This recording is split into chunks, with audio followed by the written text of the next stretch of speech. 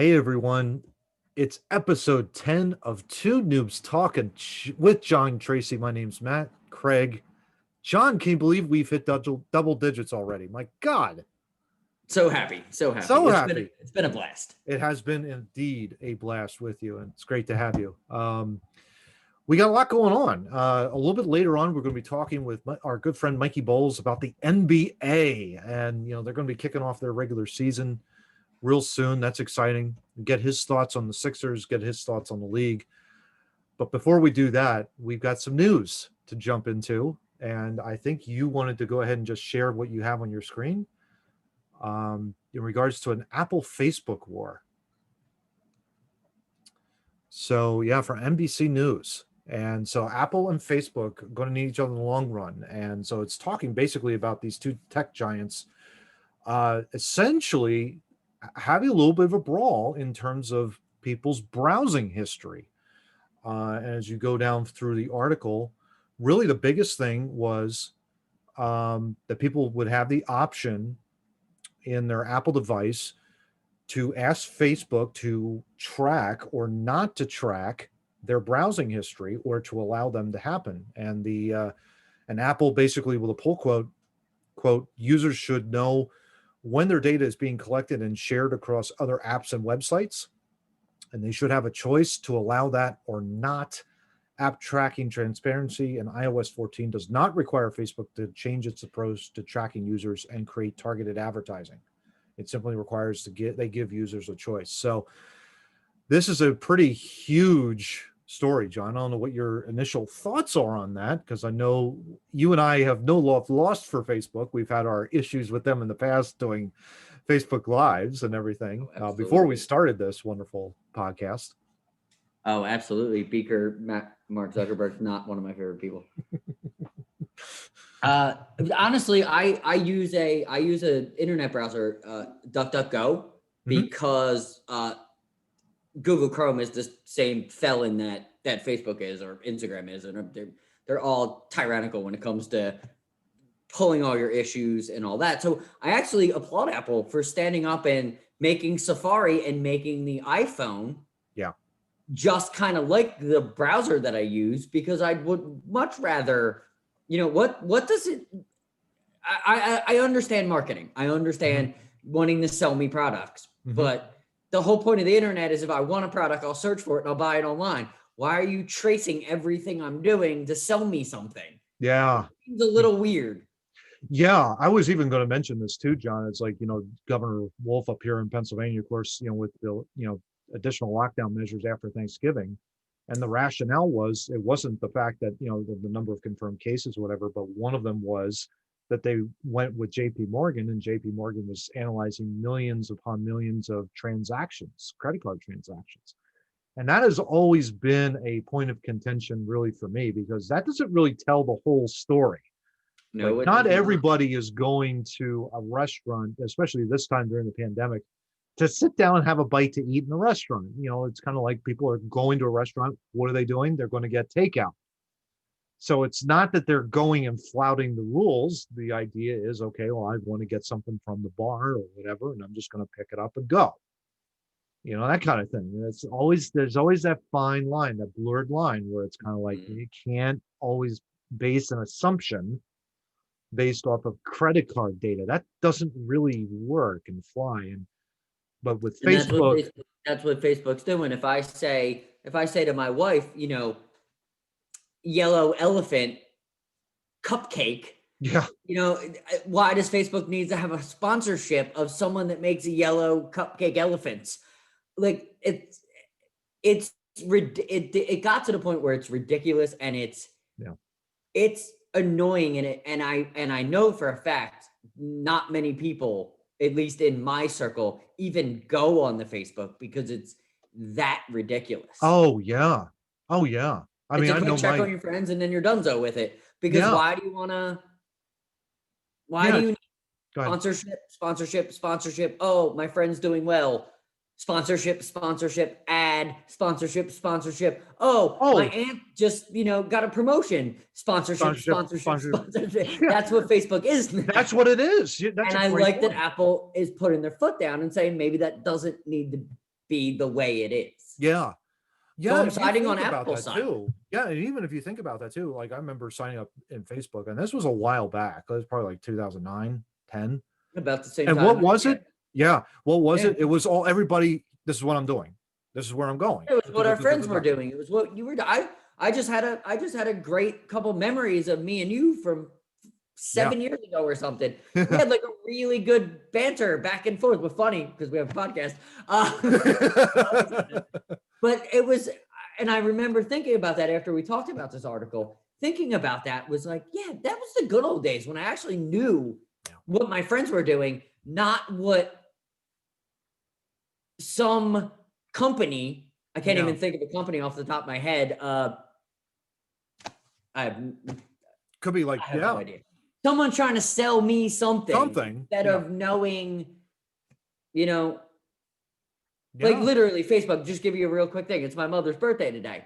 I saw that she had birthday things, right? Mhm, Saw mhm, them, and then 5 things after it was sponsorship, and it was something my wife posted, and then mhm.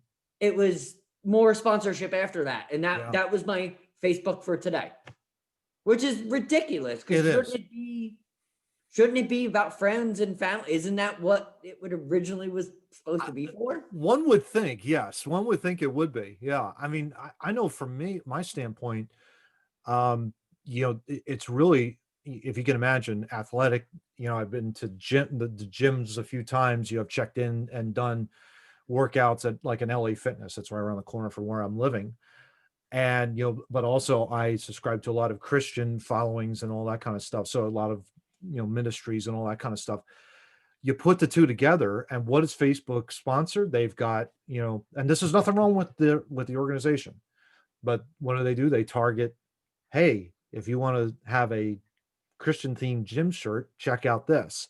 And it's one, two, three, four, five sponsorships. And Yes. again, it's nothing wrong against the sponsorships of the Christian sports gyms or the Christian sports manufacturers. That's not what I'm getting at. My point is, why is Facebook like looking at my browsing history and And that kind of thing? lining us up. Like we have two noobs talking on Facebook, Mm-hmm. and we don't do it, but we have an opportunity. So we could pay to get it boosted, blah blah blah blah blah blah blah. Mm-hmm. We choose to do our own kind of marketing, but that's where they're doing it. Like these people, like the companies aren't bad because they're paying good money to reach people. Absolutely. But our problem is Facebook is creating it's not a social media anymore. Mm-hmm. It's a cattle call for Yeah. marketing is what it is. It's a subtle way to basically, pursue potential leads. And the subtleness, I think, is the big issue here. When you really stop to think about it, it's one thing if an organization, any sort of organization, does its market research to go and find potential customers. That's one thing. And I've been in companies, you have too, John, where it's like, you have a target audience, It's and you go important. after them. It's quite another for a social media giant that poses itself as, hey, this is what my friends are doing, and then using that data to sell what's going on Yeah, here. that's what I find that unethical, to be honest with you. Absolutely. Yeah. I It's the really do. subtleness. Yeah. If it was just like, and the argument you'll get, and I've heard this from because like I told you, I'm obsessed with C-SPAN, so I watched all of the trials of the Oh, yeah. 230, Section 230, and all that. Hmm. And the one thing Zuckerberg kept saying, and I disagree with him 150%, is that it's in our terms of service. A, Hmm. nobody reads terms of service, and B, you've made it 755 pages long. Exactly. And no It's one. a culture which is now. Everybody wants it now. Everybody wants it now. And what you did is you snuck communism in a 755-page document, Hmm. and then you're turning around to the American people going, well, it's in there. Exactly. Yeah. Hitler did the same thing, stupid. It's unethical. Yeah. It's Yeah. 100% unethical. Yeah, exactly. And they are being called out on the carpet of it. And the fact that Thank God. Apple too, I give them a lot of credit. I mean, it's like, they I mean, they're not say what you perfect. want about them. The way that they know their customer base, it's like we don't have to, we're not going to go down this road with Facebook and say like, okay, everybody has to go along with what Facebook wants. No, it's like customers have the option. It's what's so great about the country. Customers have the Yeah. option to sign up for that kind of a service or not. Yeah. So If you give don't like credit to Apple, Apple. Yeah, they at least trying to do something right, but they've got their own set of problems. But that's if you don't one like Apple, way. you can go to Android. Exactly. Yeah. Well, Yeah. if you don't like Facebook, Yeah. Yeah. what do you go to Instagram? He owns it. If you're in the UK, you go, what's up app? He owns He that. owns that too. Yeah. But And he's hiding behind that 230. So hopefully that gets stripped, and hopefully he has to sell Instagram and what's up I app really if he wants to continue. and I really hope that happens, to be I perfectly do honest. too. I Yeah. hope someone smart buys Instagram. Yeah. And because Instagram's actually better, and he's screwed the pooch on that anyway. Oh yeah. So And that he needs a just owned it refresh. to own it. That needs a refresh. WhatsApp needs a total refresh and a redo, I think. And It's kind of Facebook gotten might stale. just go away. Yeah. Which, by the way, we're going to promote Two Noobs Talking on Facebook relentlessly. Just so you know, even we're talking about it, we're still going to use them. Absolutely. That's the kind of person I am. You unethical piece of crap. Let's just dive right into our friend COVID. Of course, it's only a matter of time before this pandemic's going to be over. Thinking probably by the summer of next year. But of course, we're going to be talking a little bit about mental health. And I've said a couple of weeks ago on our podcast, John, that we're going to be looking back on this time and thinking about all the lockdowns and the preventative measures and all that kind of stuff, and the mask wearing and all that kind of stuff, and thinking we were fools. We were really foolish We're in doing going a to lot of see a things. lot of our failures as a human race. And I'm gonna quick just share this video. The impact of coronavirus, of course, is hard enough for adults, and it's really proving tough for children. It sure is. Therapists say the pandemic has created a mental health crisis for children. Jasmine Veal has more now on what parents can do and even how local educators are trying to help. Okay, Rick, hold on. This is the laugh and smile that would greet Dr. Veronica Brown's students every day at Manchester Avenue Elementary. But now, 9 months into this pandemic, she hasn't been able to hug them or see many of them in person. I thought about the kids, I thought about, oh my goodness, who are they going to turn to now? Because they turn to us for everything. Brown, an LAUSD principal, says there is a lot more stress and pain these days. Sometimes they'll tell us that such and such passed away. And then there's that moment where we say, oh my goodness, let's give him a big hug, everybody. She's tried to implement virtual programs to help, like what she's nicknamed Tiger Talk Mondays after the school's mascot. Our teachers are actually talking to our students just about life. Like, what did they do for the weekend? Do they want to share any thoughts? But Dr. Roseanne Capiana Hodge, a pediatric mental health expert, says the pandemic and online learning is taking a major toll. Mental health issues are at a crisis level, and they already were at a crisis level. She says it's even more difficult for students now since many had to return to virtual learning with this most recent surge in cases. We are seeing kids that have an exacerbation of pre-existing conditions like anxiety, ADHD, depression, OCD, but we're also seeing kids struggle with mental health for the first time in their life. She says parents too are suffering. A recent survey by the American Psychological Association found 70% said family responsibilities were a significant source of stress, and 63% said their child's schooling was extremely stressful this year. Here are a few things parents can do to help their kids. Practice self-care throughout the day, like taking a walk. Stay connected. Focus on the positive and create separate work and play stations for your kids. Dr. Brown says she'll keep smiling and encouraging her students to do the same. But I know we're going to all make it through. The LA. First thing that I would have to say to that, John, is I applaud that principal in LA County. I know they've been really hit hard, but that woman, it's great to see her smile. Great to see her laugh. So energetic, so awesome. That's kind of what drew me to the story. How amazing she is as a person, and I'm sure the children, love her to death. I mean, we all look back, we all have our favorite teachers or our favorite principal from back, and because they were interactive and it's awesome. But the underlining thing that I would bring up is what we're doing to our kids. Like, Mm. I'm all for being an adult taking the abuse, but when we start to, as a society, look at kids, that we are really affecting kids with this, especially in LA County, which has been in the news for numerous violations by governors, mayors. Yeah. It's You can just see they the should be toll. ashamed of themselves. Yeah.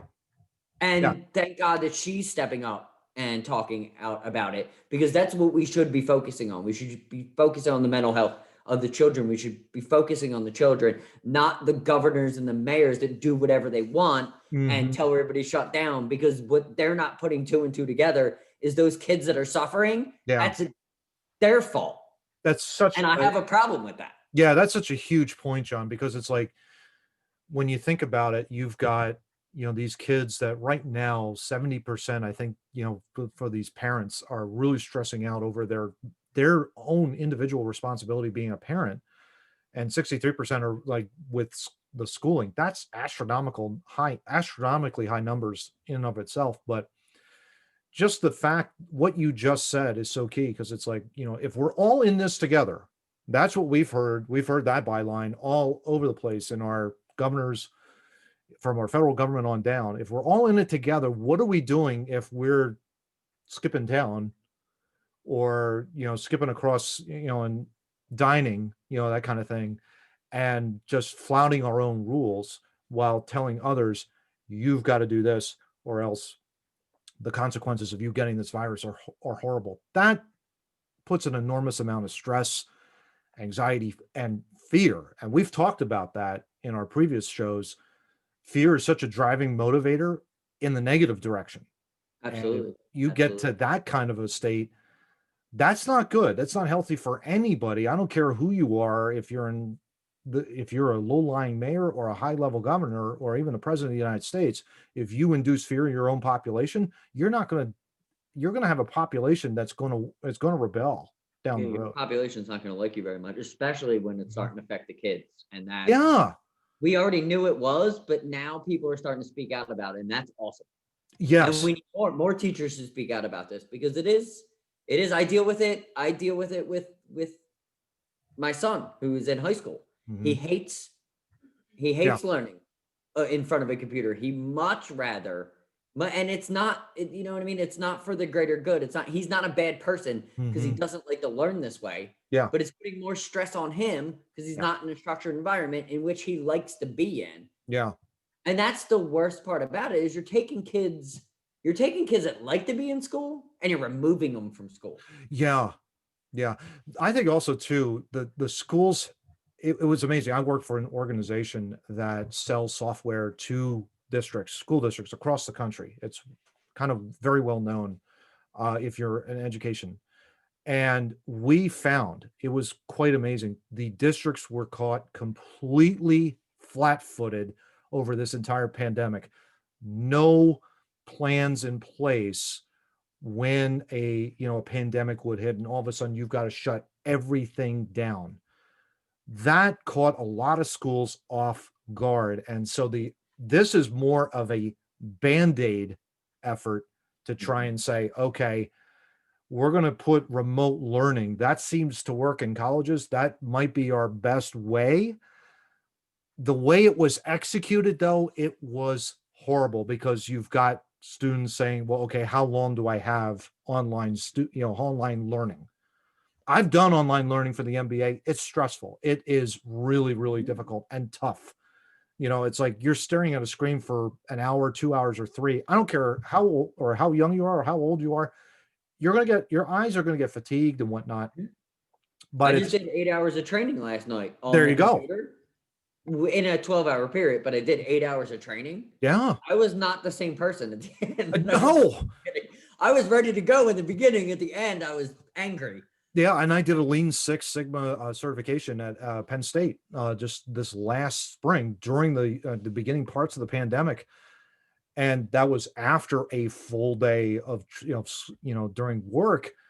And we've heard the phrase Zoom fatigue, right? Well, I definitely suffered through that, especially when you have a class, one class where it was 3 hours long. Yeah. And it's like, you just get you get tired after a while. And it's like, I And can't even imagine going through a school where it's like you've got students that are doing, let's just say an hour or 2 hours, 3 hours, and you're doing this. And it's like, okay, you need a break, you need to get away, all that kind of stuff. Meanwhile, your parents, your mom, your dad, they're working from home. How do we balance that out? yeah, exactly. Difficult. And so more stress. So the kids got more stress because the parents got stressed and blah blah.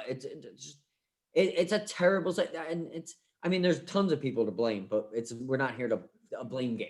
No. It starts at the top. I'll just say that. Yep. From the Yep. beginning of this, it starts from the top.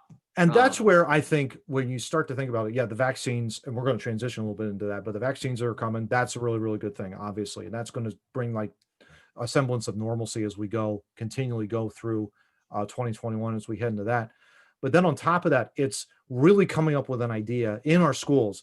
Okay, this really did not work. Let's be honest with ourselves here.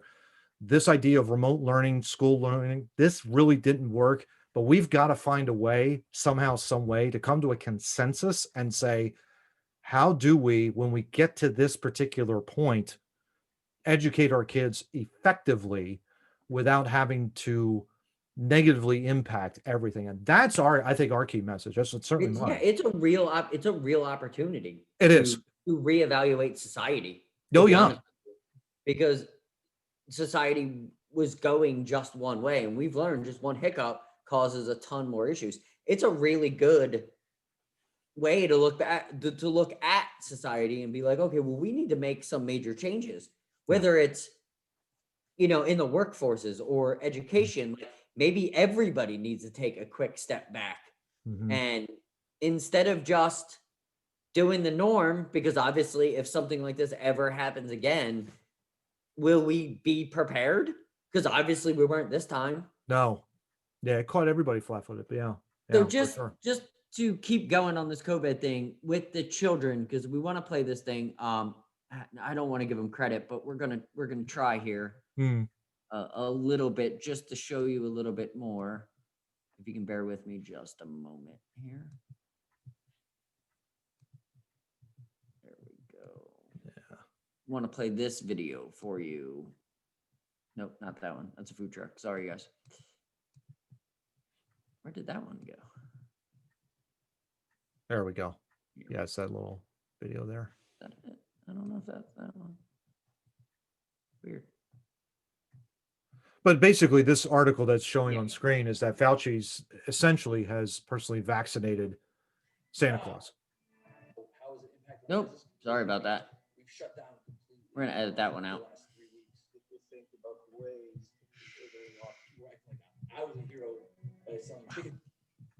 Wow, these things are terrible. Okay. Hopefully, I can pull this one up.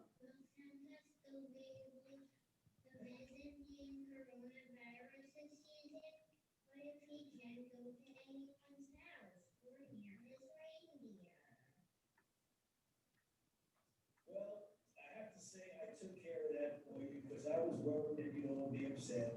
So what I did a little while ago, I took a trip up there to the North Pole. I went there and I vaccinated Santa Claus myself. I measured his level of immunity and he is good to go. So as you can see, the piece didn't go as we wanted to, but it is what it is. Wouldn't be a Two Noobs Talking without that, Johnny. Exactly. But the reason we want to play that for you is that these are I'm sure younger. We have a younger child. Questions do get asked about that kind of stuff. And that's something that it's not just affecting the adults. It's just not affecting, it's affecting everybody. Yeah. And we do need to learn from this. That's pretty much my message. Like, we have to learn from this. Absolutely. We can't repeat this. Yeah, I would agree. I would agree totally. And I think the way Fauci, handled that boy's question was really good. Obviously, just reassuring that child that yes, Santa is going to be okay, and you will not have to infect. It's like you're not going to infect him. He's not going to make you sick. All that kind of stuff. And he's done this more than once. So he's done this more than once. Yeah, that's off. We don't. He's not a personal favorite here. but we're not taking shots. It was appreciative that the children are being thought of, and that's kind of like how we want to wrap that up. Such a great point. And there's also really good news. Obviously, we've seen Pfizer's vaccine rolled out into the hospitals. We've seen Moderna's. That's going to be shipped out tomorrow, actually Monday.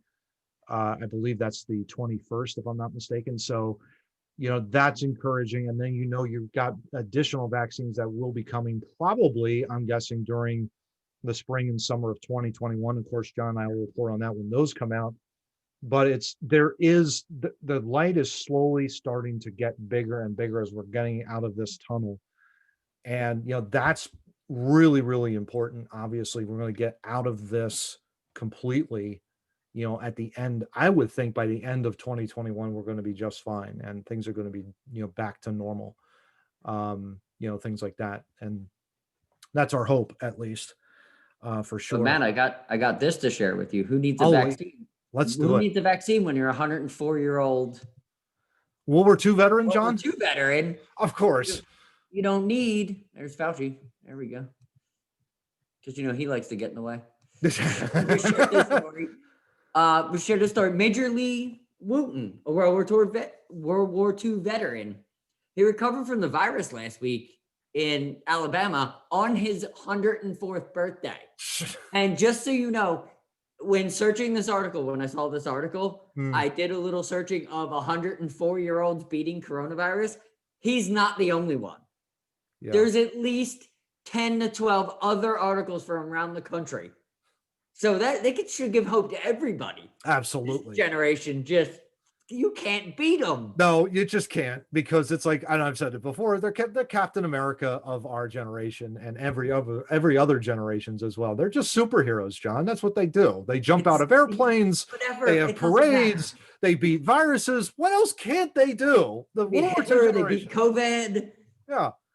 It doesn't matter. You can throw anything at them and it's like, whatever, boom, done. We fall all over World War II veterans and all veterans. We fall all over. But no, it's crazy how me and Matt love to do a kitschy story at the end. And I just want to leave this thing. It's funny that we want to do a kitschy story and we want to do something for a veteran all the time.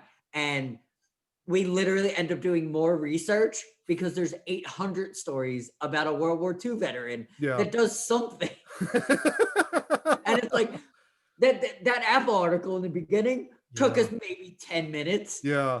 The 104-year-old, that was like a day of research because there's so many to choose from. Yeah, it's just amazing. That's the funny part of the whole thing. We're trying to do something nice and there's such an array. There's a closet full of wonderful stories about that generation. So it's almost like our end of the show is just like, which one are we going to pick this week? Exactly. And that's exactly. And I think that should give everyone, and that's our hope, is that, it gives you hope out there in our audience that, if a 104-year-old World War II veteran can beat what is supposedly going to be a very devastating disease, doesn't that give you hope that you can beat it if you have it? I mean, come on, it doesn't matter, I mean, a 104-year-old, just think about that. We had also a 102-year-old jumping out of an airplane. Millie, that's my favorite story out of all the ones we've collected. Can they not do anything? I don't know, John. It's just amazing. They're just an amazing generation.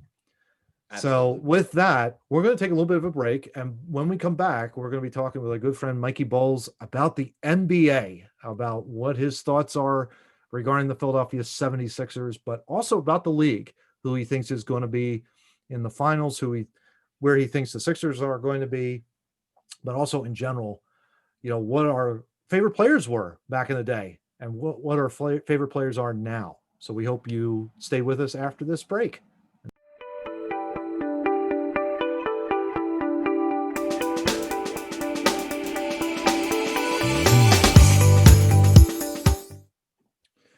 Hey everyone, welcome back. With us is Mikey Bowles. Mikey's a good friend of John. We're going to be talking a little NBA action. Mike, welcome to Two Noobs Talking. How you doing, man?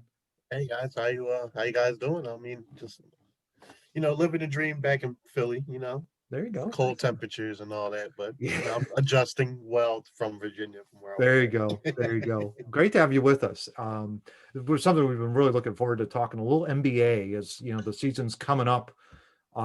Starting a truncated season, I think. I think it's on Tuesday or Thursday this week or something along those lines, right before Christmas. But wanted to kind of just bring you on, get your thoughts, and just talk a little bit. How did you follow? How did you first start following the NBA, and talk a little Sixers and where do you think things are going? So let's just start right from the top. Like, how did you first started following the NBA? When did you first start follow the So league?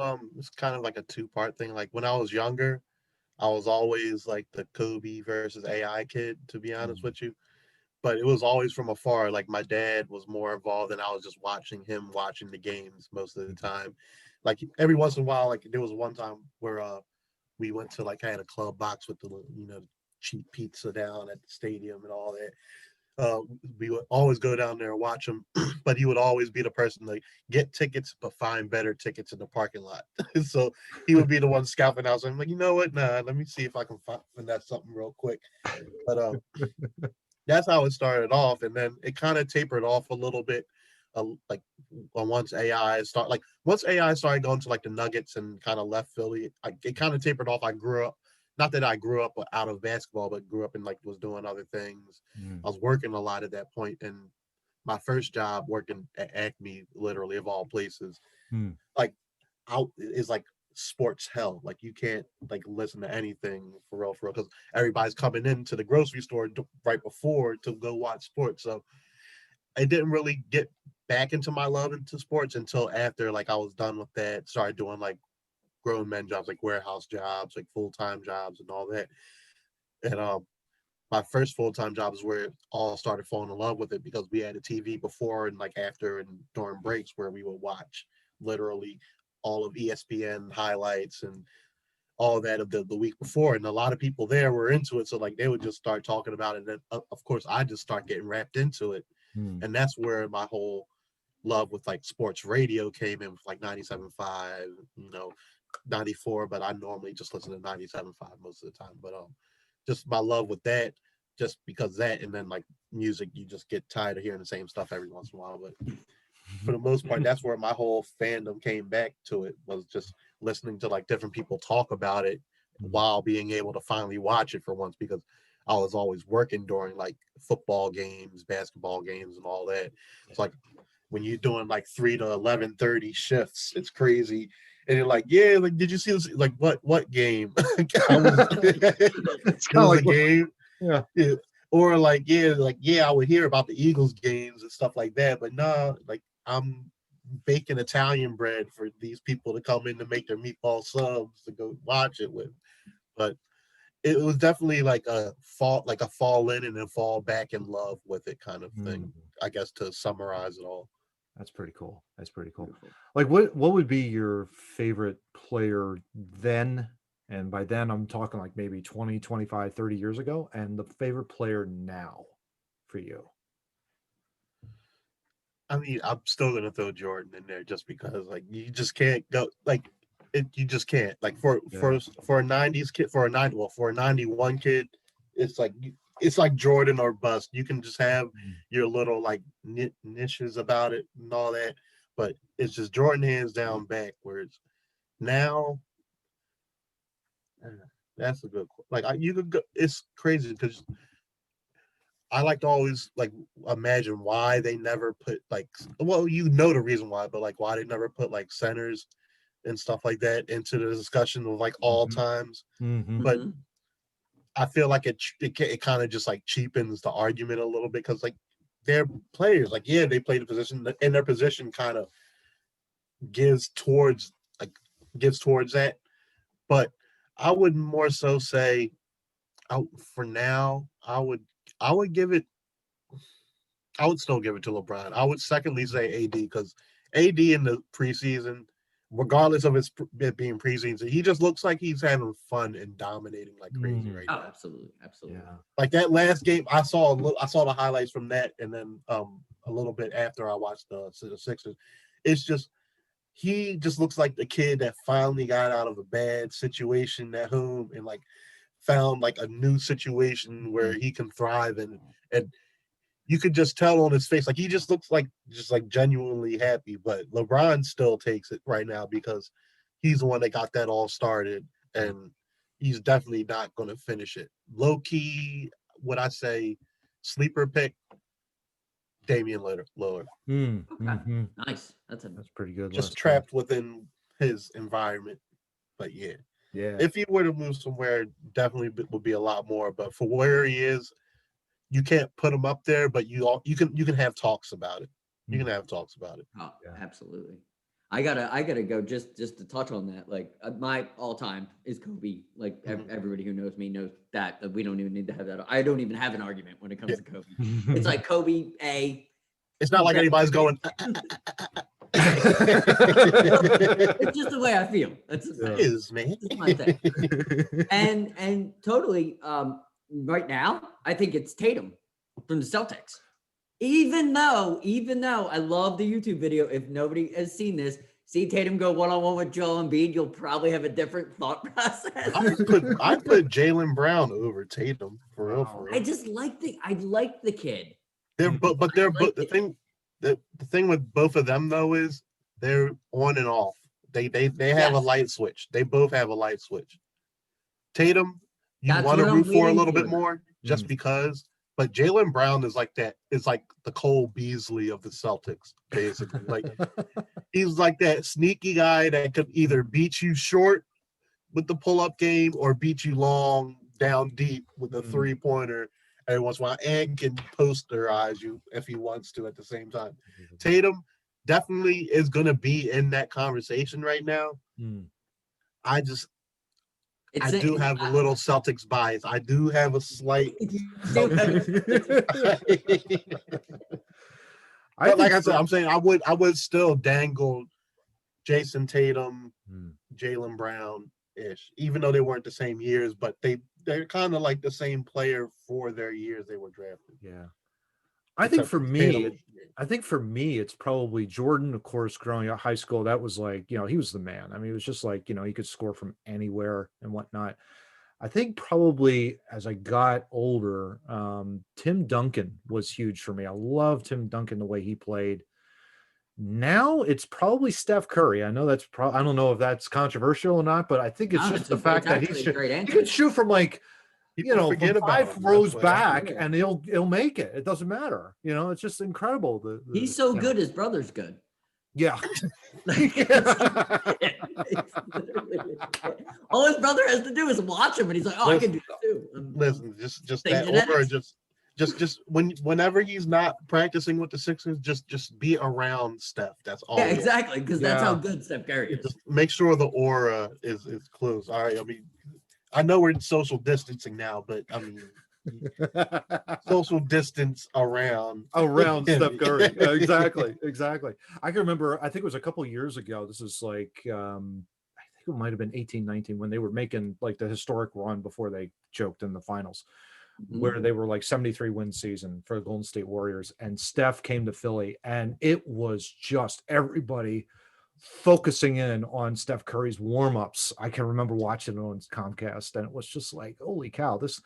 And it didn't matter. Short game, long game, half court, he's draining everything. And it's just like, it's remarkable. His routine, you dribbling both balls on either side. I mean, it's just incredible what he was doing. Well, you see what he's doing now. He started off doing like the pre-game shot from like the locker room or whatever, or not the locker room, from the tunnel. From the tunnel. Apparently now he's doing it from the second level tunnel now. Apparently. So like they're showing pictures of him I'm like, you know what, man, you might as well just shoot it from the skybox at this point. I was just going to say, he's probably like looking at Dude Perfect and probably just saying, okay, you could do that, I could do this too. Like he's gonna have, like, the Bay Area is gonna have the first open dome stadium, and he's gonna be shooting it from outside. Shoot it from what's those things that fly above the little air bubble machine? Like a little blimp or something like that. Yeah, blimp. Yeah, I don't know why it's crossing my mind what it was called. He's like, and Steph Curry from the blimp. From the blimp. nobody would question that he was up there shooting it too. No, They would just no, be like, it's- "Oh, all right, wait." It's the David Akers effect. It's literally the David Akers effect. No Facts. Philly fan ever, no Philly fan when David Akers was a kicker was afraid No. of a kick that was more than 10 yards out. David Yeah. Akers was money. 10 and 2. He could have kicked it from the end zone and everybody, oh, he'll make it. It's not a big deal. I mean, there was something like, I think they talk about Akers. He's probably kicking 1,000 footballs a week. Yeah. Practice.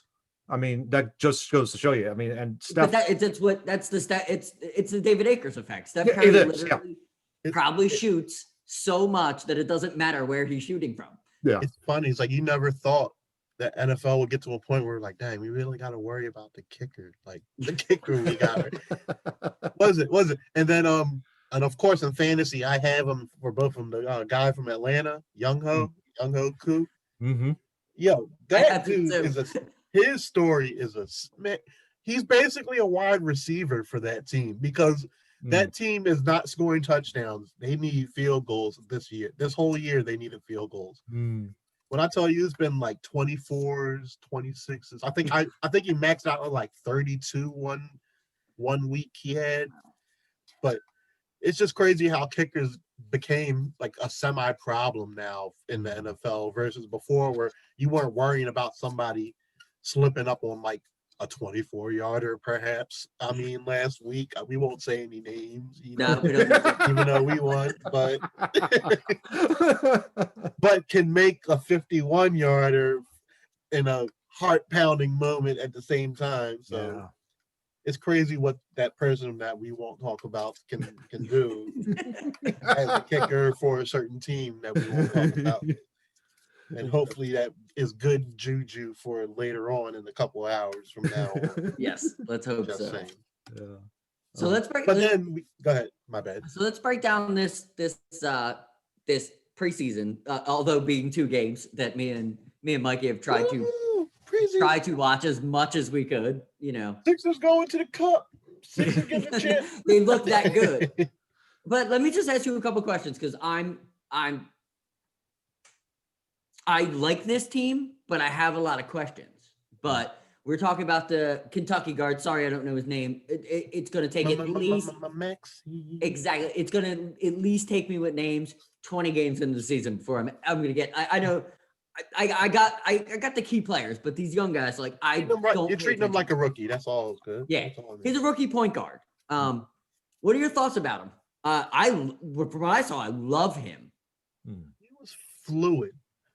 So it was like everything just seemed natural to him. Like I was weirded out by like the floaters he did, and especially in the first. But it just to him it was like, I know like that's a shot that I can make. So he was like, all right, like bam. So like if that's your game, cool. Because he just he just had a whole lot of confidence. I think that like it wasn't like the game was too big, like how they say the game wasn't too big for him and the moment and all that.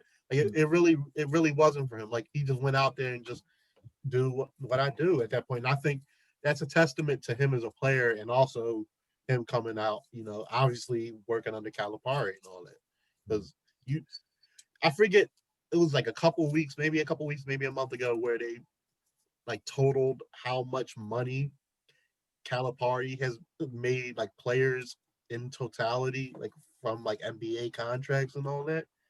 And the number is astounding. I think they did it over the last 7 years, not even 10. Like they did it over the last like 7 years, something like that. The only 7 years, so they didn't even do the UMass years. Yep, and they didn't do. I think they did a. Yeah, so there was some other player I forget on it that they waived off for it. I think it was Rondo. Apparently, I think they waived Rondo off. I don't for some player I forget 100%, but just seeing the number that he put out, I'm like, that's why you grab people from there. That's why you grab people from certain, like that's why you grab a Joel Embiid from Kansas. That's why you grab a Tatum out of Yami. So it's like you stop. Like I like Philly when they stop trying to like overthink stuff and just go with what they should go with just because it's proven. But that's more football related, not as much Sixers. No, totally. I But mean, it is semi-Sixers related, but more Eagles related, obviously. so what's so moving on to the acquisitions. Let's talk about Denny Green and Dwight Howard. Like well, we got other guys too, but I want to start with those two because I think those two are just real good veteran plugs that I will play good minutes. And this preseason, they without JoJo last game, I mean, God, Dwight Howard was all over the place. That's what we needed. That's what I think Doc Rivers wanted to see too, was how the team would play without Embiid. So I think that illness kind of fell into place at a good time because at some point in time you were going to need to see what the players were going to do without him, and eventually to some extent without Ben Simmons too. Like you never know what the team is going to look like without. But JoJo's going to sit normally. Yeah, but exactly. JoJo's going to sit, and then I basically see the Dwight Howard signing as being better, or having Dwight Howard being better than having Danny Green at this point, because I'm not 100% sold on Danny Green. I know he's an upgrade for us as a player, but I still have my ifs, ands, or buts about him when it comes to playoff time, and that's just my personal opinion. But I like the Dwight Howard signing a whole lot more because it just finally gives you that stability as a backup and even as a potential starter. Like it kind of just added that little extra onto it from getting rid of Horford. It's like you get rid of Horford, you get rid of his contract, and you get what you got, but you get a Dwight Howard to replace him. Yeah, I'll take that any day. Though I'll take that over any Al Horford 3-point shot during the night, because we don't need that anymore either. Yeah, no, thank you. No, thank you. Like even if you make 22, but it is what it is. Let's move on to the 3-point abundance that we've acquired, and this is including having Mike Scott on the team, which looked if he plays 3% of what he played in that second game, if he does that every 6 games. Well, I just want to know, where was that last year for Mike Scott? Like, that was ridiculous. Because all right, because I'm listening to, so I'm hearing part of what was Mike Scott's game on the radio while I'm driving back, and it was like 3-pointer Mike Scott, and I'm like, Mike Scott's joking? I'm like, what, somebody try to threaten to beat him up in the parking lot again? Like, maybe you start going off. Dude, he was literally shooting with people in his face too. It wasn't like he was playing wide open. Like he was actually making tough shots, which shocked me because we didn't see that at all last year. I mean, we did at some point, but for him it's perfect because he is like he's not tall, but he's tall enough for the fact that you're not going to be able to contest that easily at all unless you're at least on par with him. I think he's like 6'9" or something like that. He's big enough.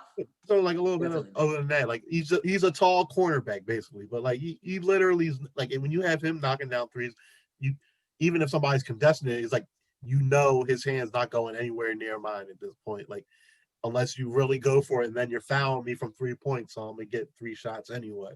So moving on to the 3-point shooters, Seth Curry. We were just talking about his brother a little earlier. What do you think he brings? He's a very unique signing for me. He definitely is. I feel like the preseason he didn't really do as much as we would have expected. Everybody, like I know Philly's like, oh my God, we got a Curry, so we're expecting him to be Steph at this point. But I just think he has to get.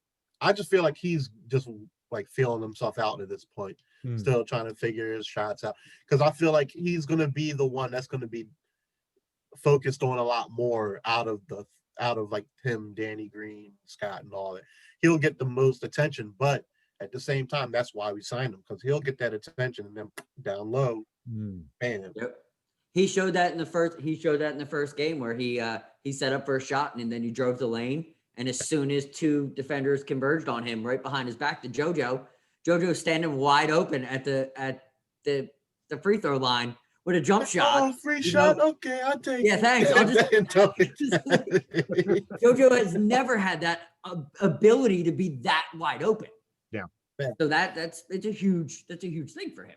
Absolutely. In like totality with everything that they did, they made it what we wished we would have had last year, was just being able to be like, oh, we're a threat from deep, but we really want to shoot from the post, and we want to really shoot jumpers, get into the post, dominate you from there, because anybody can get off from three. We all know that. Like, you can have your off nights. Like, the team may just be off from three. Like, oh, you always see it in like the first, second half. Like, oh, they're in like a 5-0, 7-0 slump. Everybody's just breaking it. Nah, we set that up. So you set up the post game, because that post game is going to be down. You got Embiid, Simmons, you got Howard off the bench. Like, like somebody's chest is going home sore. Like, everybody's chest is going home sore after every game. I'm sorry. Like, if your elbow isn't in somebody's chest every time you're in the post, you're not doing what you're supposed to be doing. Like, even if you kick it out, before you kick it out, throw it. Like, nah. Yeah. Let them know you won't be down there. You gonna be down there. Yeah. For real. The truth, that was the great Chris Webber line when JoJo took this. I forget what team they were playing. It probably was Celtics. When he took the backup center into the lane for the jump hook, and Chris Webber he was like, "Ooh, gotta go a little old school, elbow in the sternum," and I was like, it was so nostalgic to me, like back, when Matt was talking about Tim Duncan, even going back to David Robinson. Oh yeah, Shaq Daddy, like when you got that ball into the post, and the first move was move, dude. Yeah. It brings us back to our hockey days too. Yeah, exactly. And that's kind of a lost science, I think, a little bit in the NBA. Totally I think it's more, it's of course more wide open with the threes and everybody can shoot, but if you could dominate down low, huge difference, right? I mean, at the end of the day. So, because for the thing that a lot of people, like, everybody just, like, I think don't really think about like why people want to dominate in the post. Like, like, yeah, it's like, well, if you can shoot threes, it doesn't matter. Like, no, because not only do you dominate there and you get your points and your buckets, you're getting people into foul trouble. Absolutely. Every time you get it down there, you're possibly getting a Damian Lillard out early. You're getting a Steph Curry out early because they're in the paint, and you drive them while you're in the paint, and they get the foul. Maybe they can get a fountain foul every once in a while, but you play that risk, knowing that if they're going to get 2 fouls early, the coach is going to take them out. Absolutely. Yep. And you're also running with a center that shoots 80-some%. So you know what I mean? Like, so you're just lucky to have that. So absolutely, even if they're hack-a-shacking because they're, a 6-foot dude is stuck in the paint with JoJo ready to go up and he hits his arm, JoJo's scoring 30 every night because he's shooting 10. He's getting 30 and 20 every night. Exactly. Like 30 and 20. That's the mantra for him. Literally. But that's the funny thing about what you're just talking about with going in, dishing back out.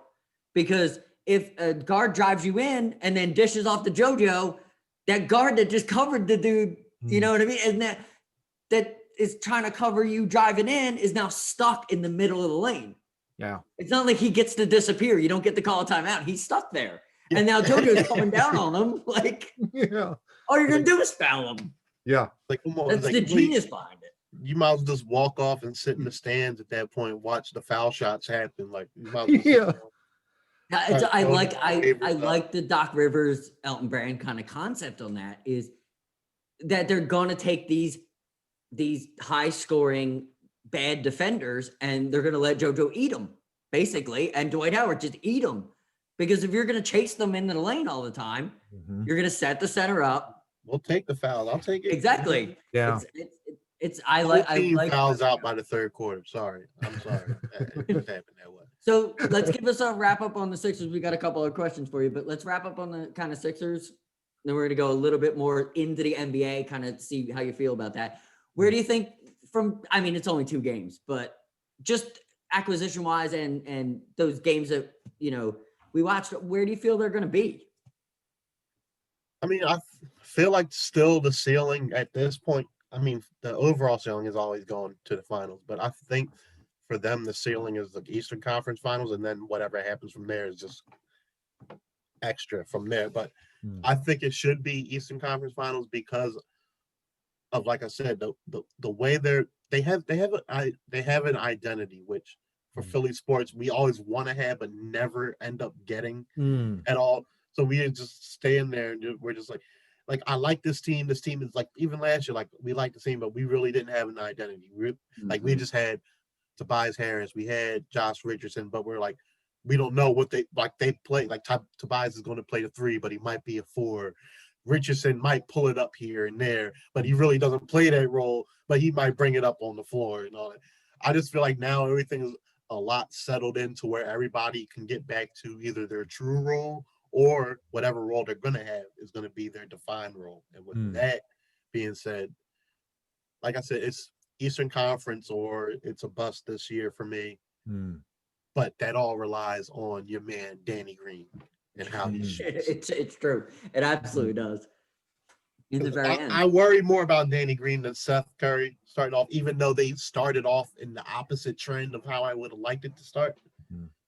But I'd rather see Danny Green shooting good starting off than I would want to see Seth Green starting off, because then he might taper off later on. Mm.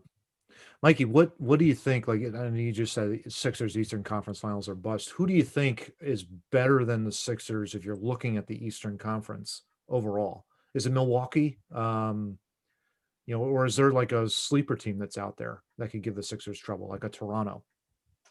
I don't really feel like it's more so like a team. I feel like, and that's sadly credit to like how the Sixers have been. It's just like, it's always a seeding matchup because sometimes you may skate away. Like I feel like we were just stuck in a bad seeding arrangement this time where we had to face the Celtics, and that was just going to be a rout. Yeah. So I guess saying that, I still do fear the Celtics at this point because of what they did last year. Like you can't go into this year still not saying that confidently at this point. Yeah. But I do, even though the first preseason game kind of, he was like, yeah, even though it's preseason, he still shoved it to him. But in a la preseason game, the Heat still don't scare me as much, but I'll put them there just because they got to where they did, and they got to the finals. So now they have that acumen. The Raptors do not scare me. Kyle Lowry scares me, but the Raptors do not scare me. Yeah. And then, I mean, I guess it's really just down to the Celtics, to be honest with you. Now that I'm thinking about it, it's down to the Celtics. And I'll courtesy throw in the Nets because you don't know how that KD and Kyrie is going to happen. Because I definitely did slip that up thinking about them. But you really haven't seen, like, you can't really say much for this season so far because there's so much turnover. But on paper, the Nets should scare you at this point. The Nets should be the number one, to be honest. And then it should be Celtics second. And then you taper off whether you want the Heat. I mean, the Heat third and all that. But that sounds like the dark horse then, the Nets. Yeah, especially even if they do a la trade, if they trade like Kyrie and get Harden and do any speculative trades like that, it's just either it's KD and Kyrie. That still is a scary duo on any given night. Though they do both Kyrie gets injured a lot, but you still got KD to deal with. Oh yeah, and he's in our division. But like I said, other than on paper, the Celtics are going to give you trouble, so you have to put them up there. But we've proven to battle good against every other team in the East. Like we've been good against the Bucks. We've had our games that were bad against the Bucks, but the Bucks aren't what the Bucks were when we were losing against them. Yeah, Giannis is still there, but he's still not improving from 3 as much as you would expect him to. So he can't really do anything but post game. So if you lock down on him, it's more of his supporting cast type of game. I was just going to say, it's like either Giannis or bust for Milwaukee. And it's like, if Giannis doesn't go far. But he's definitely not what ESPN is saying he is. Oh, but the thing is, he can be. I don't disrespect Giannis at all. It's just but he's on the Bucks.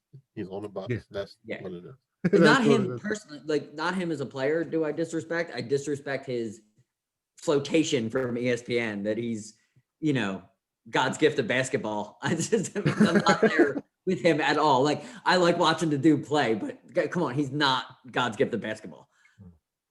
It's not my thing. Like, it's just not. They are projecting a little bit, but he could end up being one of those people that end up busting out as someone who can only be in the post and just dominate from there and kickouts and fast breaks. If he doesn't get like his mid range, it's just like the Ben Simmons argument with him. It's just with him, it's just Giannis and it's not Simmons, basically. Mm-hmm.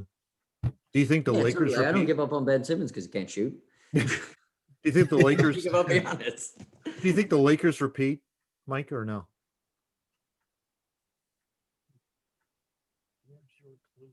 Close enough to it, though. Or they're at least real close towards doing it. Is there anybody in the West other than the Lakers? I want to so badly say Portland, but it's not gonna be them. The Rockets could sneakily be in there if Harden stays, but Harden's not going to be happy there, so it's not going to be like they'll be competitive at all. Nobody really presents a definitive challenge to them, so I would say the Warriors, just because of their track record too. So it's kind of more of a wait and see with them because they basically had a whole year off technically from playing competitive basketball. So you gotta, by default, put the Warriors up there, saying that they're the only one that can. But it's like you've never seen how they faced this team on tape with Seth Curry and all that. So until then, it's basically Lakers or bust for the West. I feel like at least. Yeah, makes sense. Yep. I feel like it's just like Lakers versus whoever comes out of the East at this point. Yeah, fill in the blank. So let's finish off our awesome interview with the question I wanted to ask. I've actually asked you on social media before. We've had these conversations, but I'd like to get this on the podcast. Let's talk about this sports and social injustice that sports has finally figured out that humans had a problem with for many, many years. Is sports decided to join in. And I want your opinion on, because I have a very, very, very hard opinion on it. And my opinion is very simple. For me, I'm not buying your stupid hat. Because where were you 20 years ago? And it's a big turnoff to me with sports. It's not like I don't watch sports, but I'm not like, oh, the NFL is so awesome because you want to bring us all together, or the NBA is so awesome because you finally decided to turn your marketing towards, people matter. And that's kind of I want to pick your brain a little bit about it, because it's a divisive subject in a lot of circles. I feel the same way. Like, it was well overdue, but at the same time, the one caveat I will give is that there's always that percentage of people that will preach the keeps politics out of sports kind of thing. And when you get like enough of a following of that, you kind of like, as a sports entity, you kind of have to like cater to that to some degree.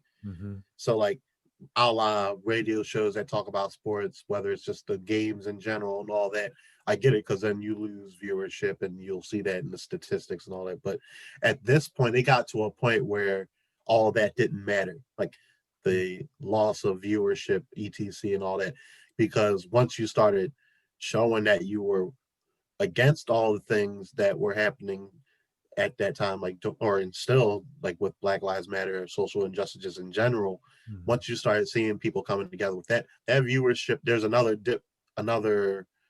I guess another, I'm losing the words for it, like just another group of people that are viewing because of that, versus people just saying, oh, you guys should just stick to sports or shut up and dribble and all that. I mean, all those phrases and whatnot, when these still are educated people that are making millions. Just because they're making millions doesn't mean their opinions don't count. Their feelings don't count, because they wake up and do stuff just like you and me, like regular people. And if we want our opinions and values to matter, then you got to look at a LeBron James. You got to look at a person that's doing this. Yeah, they're on TV, so they might get to opinionate it more, but that's because of the situation they're in. go ahead, get you a job that puts you on TV. You can do the same thing. Mm. Yes, land of opportunity, America, cough, cough. Anyway, so that's how I feel about it. Like with sports, with sports, they probably just had that uncomfortable conversation with the PR staff, and it's like, I mean, it's getting to that point now. So I'm like, and it's regardless of if they had to have that brutal conversation and if it hurt them or not, they still went to the point where they were like, it still behooves them to follow the trend versus to stand pat and not act like anything. I'd be like, when's the last time you would have thought the NHL would have had like Black Lives Matter spread across like a stadium floor or something like that? Like, how many black players are even in the NHL that play like? And I wish the guy we still had Simmons on the Flyers, but that didn't work out. But yeah, I mean, it is what it is. But with like just the movement and totality, it's just starting to show that like people are finally taking it seriously enough to where businesses can take it seriously enough and are willing to risk whatever business acquisitions they may or may not have now at this point versus before where they were just quietly be in the background, just didn't want to do too much, might throw a little something out here, but not fully divest into the movement and all that. But it still comes down to profiting and marketing and all that. So like, yeah, you could always go the other route saying, oh, they're only signing on for an agenda so they can hype themselves up and people will follow any type of movement if you're proclaiming you're making a movement. Mm. So it's a catch-22, but I feel like you can always just like have a feel for the people that are doing it genuinely and people that are just doing it just for like profit, etc, whatever. Mm. Yeah, that's good. Yeah, that's all good points, Mike. Yeah. Gosh, this has been unbelievable, and really appreciate you coming on and sharing your thoughts on the NBA. It's great to talk some basketball and kind of just break away a little bit from all the noise and all the drama that's been happening over the last 7 months. So we really want to thank John. I really want to thank you and for your time to come on and Really and speak. appreciate you. Thank you. Really appreciate you coming on, man. Yeah, John. Even whether the comments or talking on here, man, you guys always at least make it something conversable. You know what That's I mean? right. Talk That's about right. Absolutely. Thank Exactly.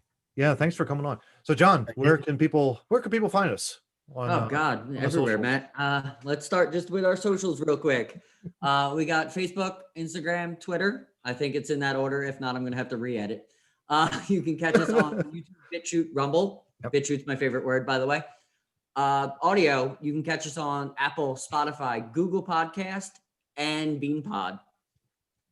Nice. And of course, our show notes, Two Noobs Talking at WordPress or TwoNoobsTalking.wordpress.com. We'll link all of our articles and show notes on this. My thanks again to Mikey Bowles for joining us. Johnny. Thank you, sir, as always. Awesome with you. And I guess, John, there's also one other thing you want to say, right? Matt, don't go down the rabbit hole. I'll try not to. Talk to you all next week. Have a good one.